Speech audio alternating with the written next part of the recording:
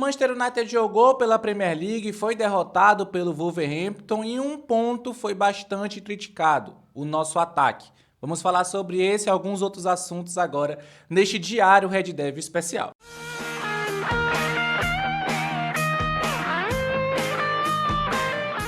Saudações Red Devils, tudo bem com vocês? Eu sou Vitor Costa e hoje eu falei que é um Diário Red Devil especial porque normalmente em dia de jogo a gente tem pós-jogos, mas hoje está saindo um pouco mais tarde porque, enfim, pouca gente está ligando para a Premier League, né? A gente já está num momento assim de foco total na Europa League, a Premier League a gente já está deixando para lá, até porque só vem estresse da Premier League, então a gente está deixando mais para lá.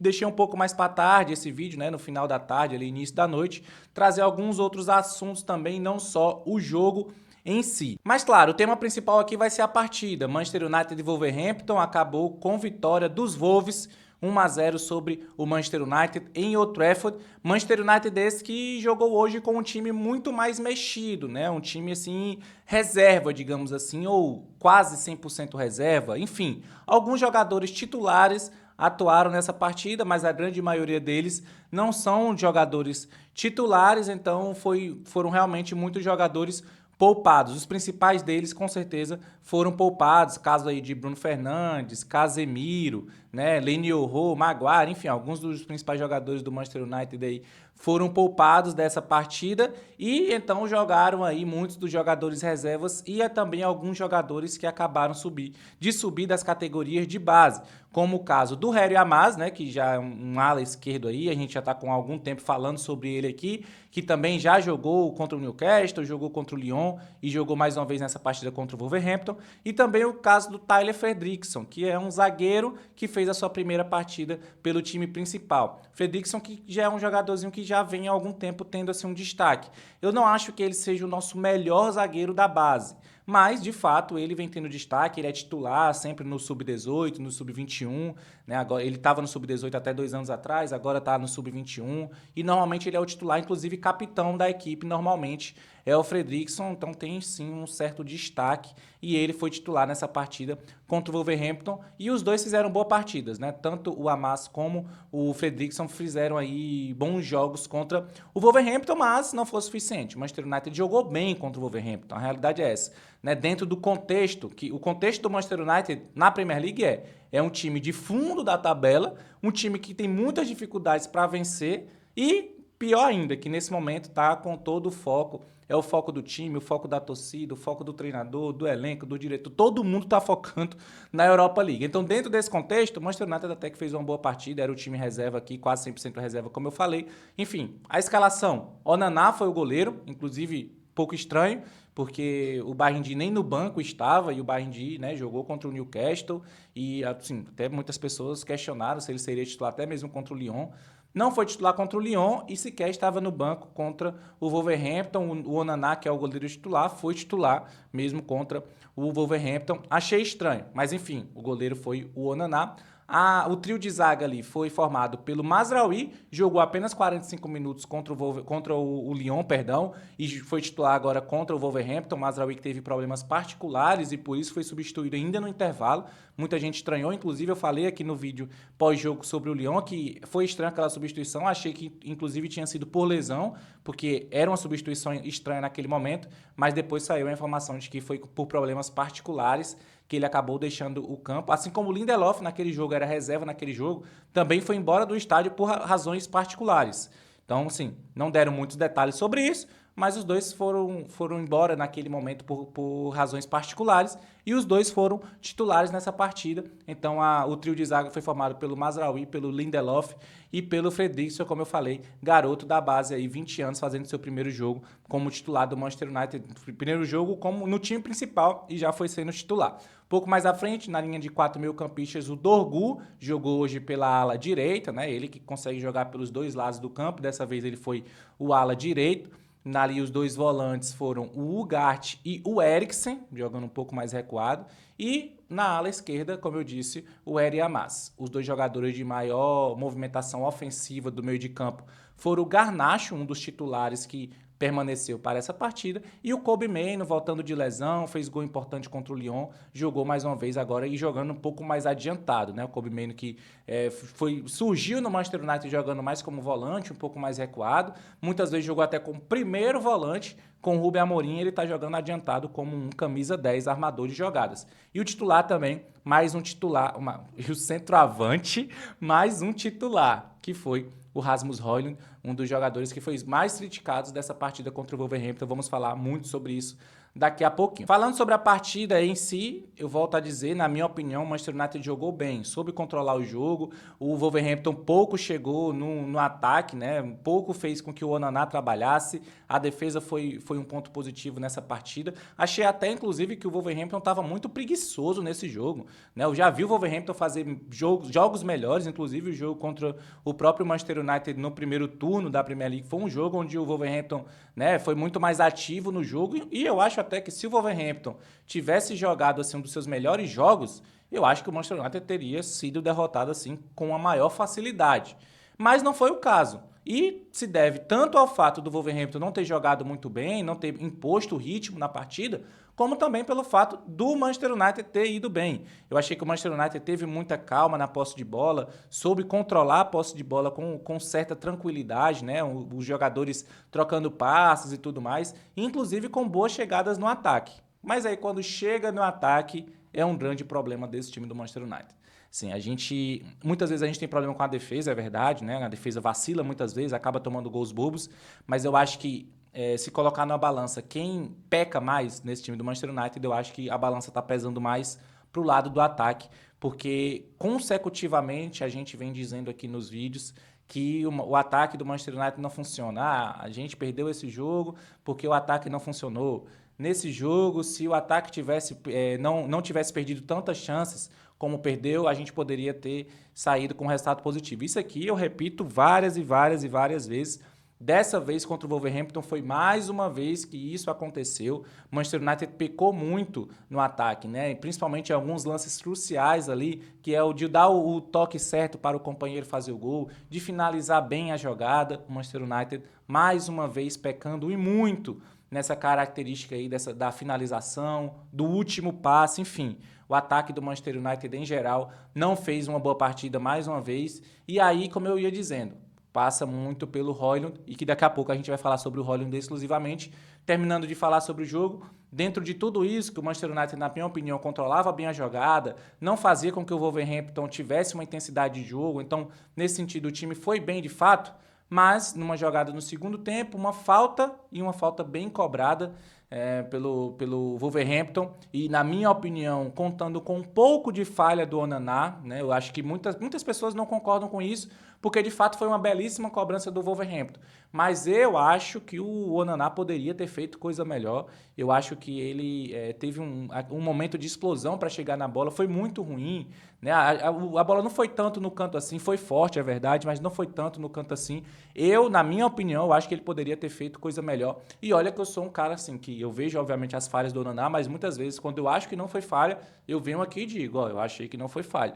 Mas dessa vez eu acho que teve um pouquinho de falha assim do Onana, e claro, a cobrança foi muito bem executada pelo atleta do Wolverhampton, e foi isso que fez com que o placar acabasse aí no 1-0. Muitas falhas do ataque do Manchester United e esse gol aí do Wolverhampton saindo numa cobrança de falta, e que, sim, foi uma das pouquíssimas finalizações do Wolverhampton no gol. Todas as outras não foram perigosas. Essa foi a única que, de fato, foi no gol, foi perigosa. Acabou saindo o gol do Wolverhampton, 1-0 para os caras, e mais uma derrota do Manchester United na Premier League, mais uma derrota do Manchester United em Old Trafford, uma temporada pífia dentro do campeonato inglês para o Manchester United. Bem, eu passei a escalação para vocês aqui, vocês viram que tiveram alguns jogadores titulares que atuaram nessa partida, outros jogadores que não são titulares, mas que também não são garotos, né?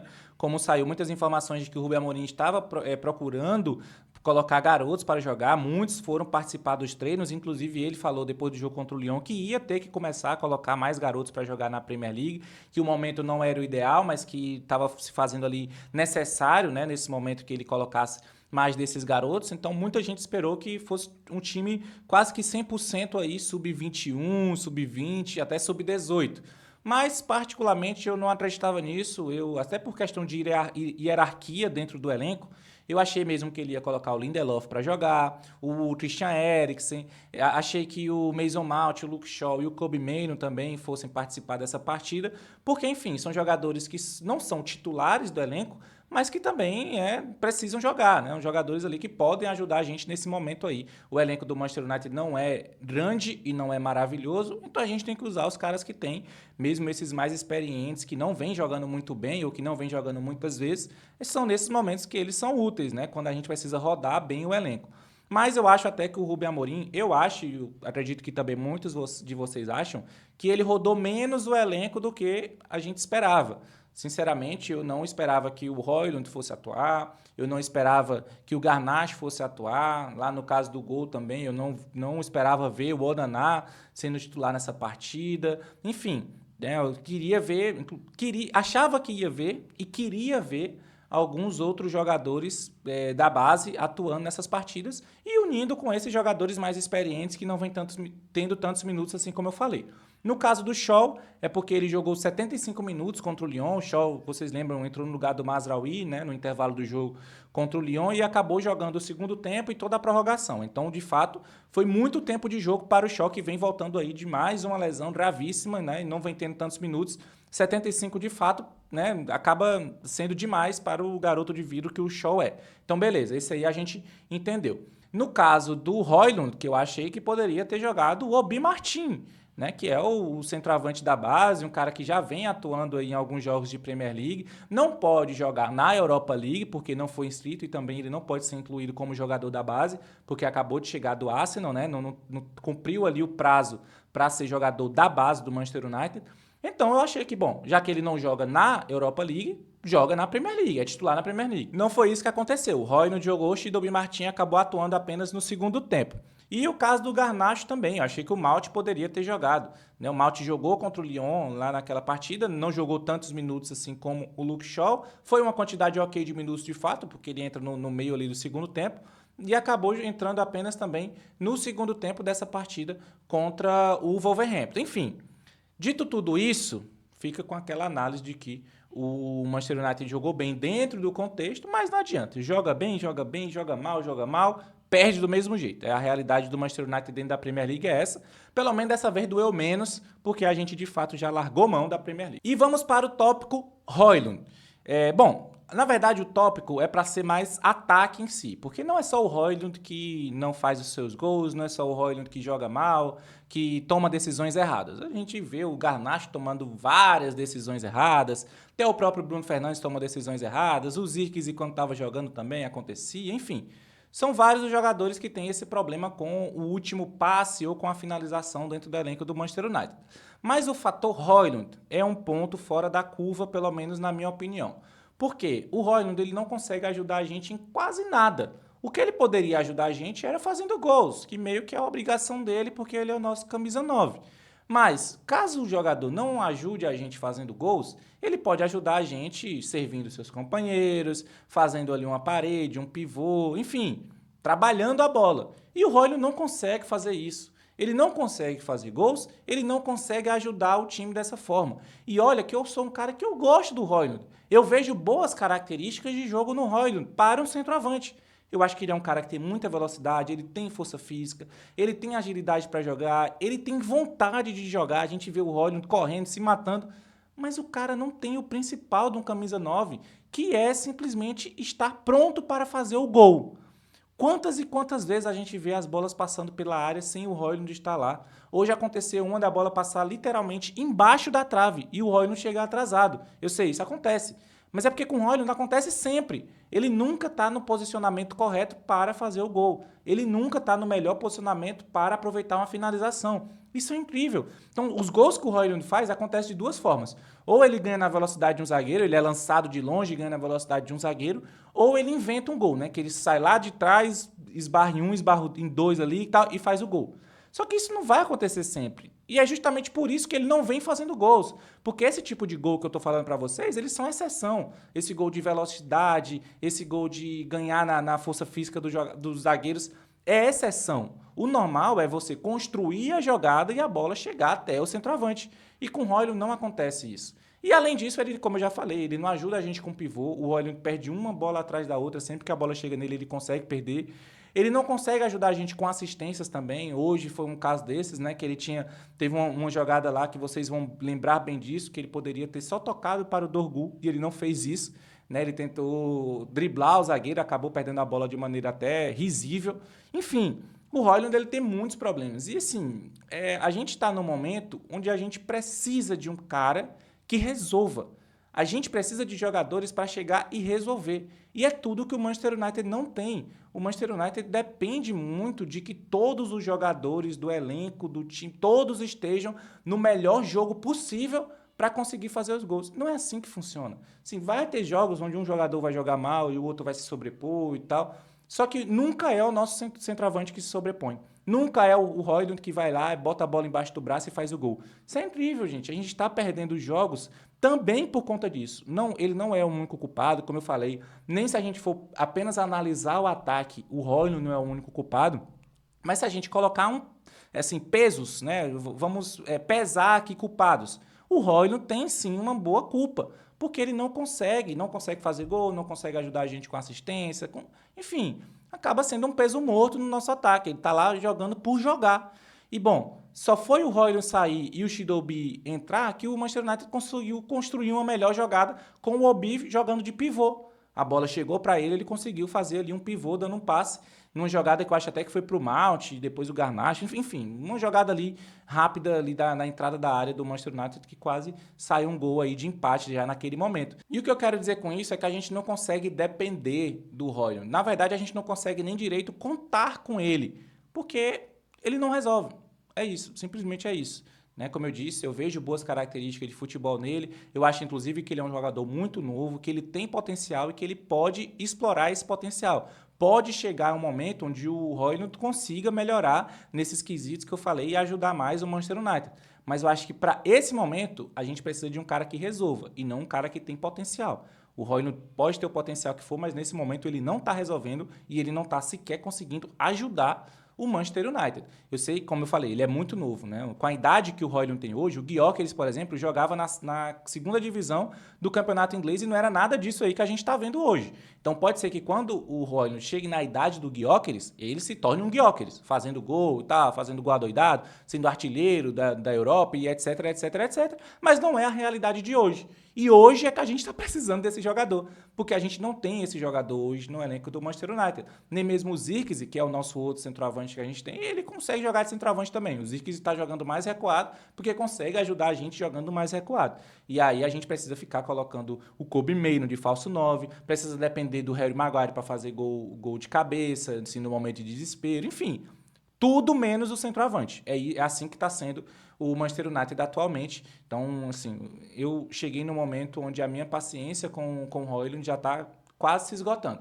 Como eu disse, eu gosto muito do Højlund. Já fiz vídeo, inclusive, aqui no canal defendendo o Højlund, achando que, de fato, ele merece as oportunidades que vinha tendo, merece ser jogador do Manchester United, que a gente só precisa melhorar ele, fazer com que ele explore o seu potencial.